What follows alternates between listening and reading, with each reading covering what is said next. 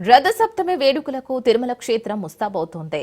సప్తాశ్వ రథమారుడైన సూర్య భగవానుడు మొట్టమొదటిసారిగా భూమికి దర్శనమిచ్చిన పర్వదినాన రథసప్తమి వేడుక నిర్వహించడం ఆనవాయితీ.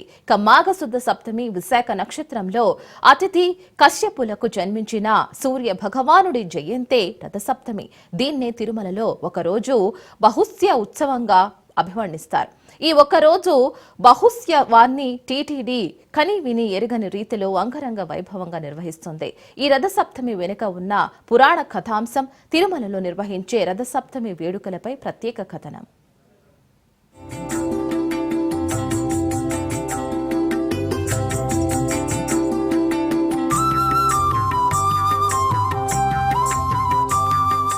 కలియుగ దైవం తిరుమల శ్రీవారి సన్నిధిలో ఏ ఉత్సవమైనా, ఏ వేడుకైనా, ఏ ఊరేగింపు జరిగినా అది వైభవోపేతమే.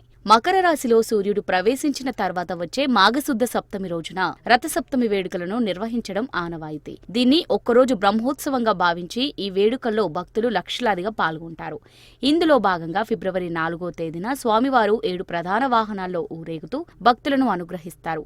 రథసప్తమి పర్వదినం నాడు వేకువజామున 5:30 నుంచి రాత్రి 8 గంటల వరకు శ్రీ వెంకటేశ్వర స్వామి ప్రతిబింబమైన మలయప్ప స్వామి రూపంలో భక్తుల మధ్యనే ఉంటూ ప్రతి 2 గంటలకు ఓ వాహనంపై ఊరేగుతూ దర్శన భాగ్యం కల్పిస్తారు. సూర్యప్రభ వాహనంతో ప్రారంభమైన ఉత్సవాలు రోజంతా కన్నుల పండువగా జరుగుతాయి. అయితే తెల్లవారుజామున ప్రారంభమయ్యే ఉత్సవం ఎంతో విశిష్టమైనది.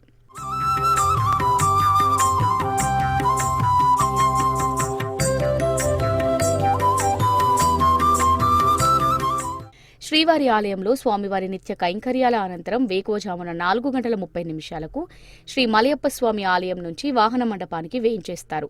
సూర్యప్రభను అధిష్ఠించి స్వామి కలియుగ వైకుంఠంగా ప్రసిద్ధమైన తిరుమలలో ఊరేగడం ఆనందదాయకం.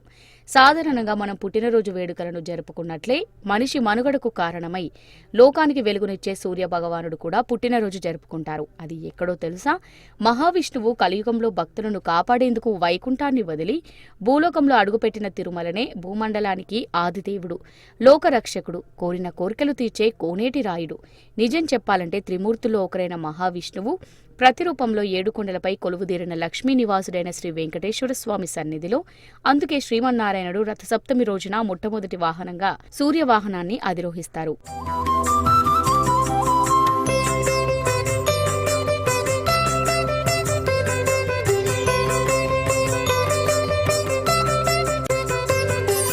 సూర్యుడి యాత్ర 7 గుర్రాలు గల బంగారు రథం మీద సాగుతుందని వేదం చెబుతుంది. అందుకే శ్రీహరి సూర్యప్రభ వాహనం అధిరోహించి తేజో విరాజితుడై కనిపిస్తాడు. ఉదయం 5:30 సూర్యప్రభ వాహన సేవ మొదలవుతుంది. అక్కడి నుంచి ఆలయ వాయువేదికకు చేరుకోగానే సూర్యోదయాన బాణుడి తొలి కిరణాలు శ్రీ మలయప్ప స్వామి వారి పాదాలను స్పర్శిస్తాయి. ఈ ఘట్టం భక్తులకు కనువిందు చేస్తుంది. అర్చక స్వాములు శాస్త్రోక్తంగా పూజలు నిర్వహించి హారతి సమర్పిస్తారు. అదే సమయంలో గ్యాలరీలో వేచి ఉన్న భక్తులు గోవిందనామ స్మరణలతో స్వామివారిని దర్శించి అపూర్వంగా భావిస్తారు. తిరుమల శ్రీవారి ఆలయంలో 7 వాహనాలపైన సప్తవాహనారూఢుడై శ్రీ మలయప్ప స్వామివారు ఏకకాలంలో ఒకే రోజున 7 వాహనాలపై ఊరేగుతూ భక్తులను అనుగ్రహిస్తారు.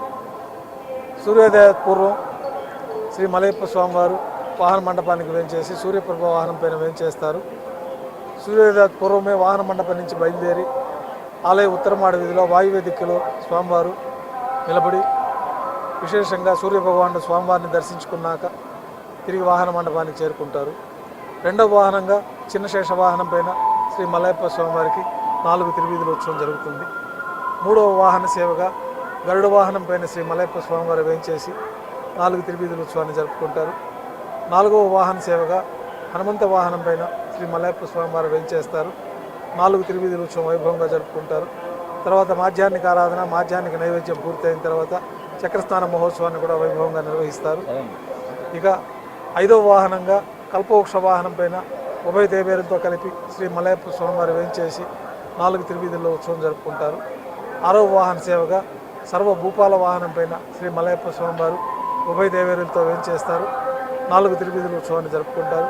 ఇక చివరి వాహనంగా చంద్రప్రభ వాహనం పైన శ్రీ మలయప్ప స్వామివారు వేయించేసి 4 తిరువీధుల ఉత్సవంతో ఈ చంద్రప్రభ వాహనంతో ఈ రథసప్తమి సప్తవాహన సేవలు పూర్తి అవుతాయి.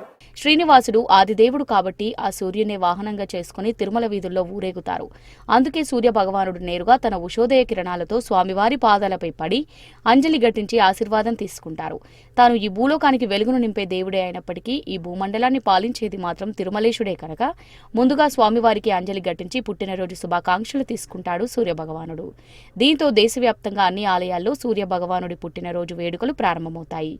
ఇంతటి అద్భుతమైన సన్నివేశం కల్లారా చూసేందుకు ఆ సమయంలో భక్తులు తిరువీధుల్లోకి పెద్ద ఎత్తున చేరుకుంటారు. కర్పూర హారతులతో నీరాజనాలు పలుకుతారు. సూర్యప్రభ వాహనం పైన శ్రీనివాసుడి దర్శనం వల్ల ఆరోగ్యం, విద్య, ఐశ్వర్యం, సంతానం వంటి ఫలాలు భక్తకోటికి సిద్ధిస్తాయి. దీంతో తిరుమలలో రథసప్తమి వేడుకలు ప్రారంభమవుతాయి.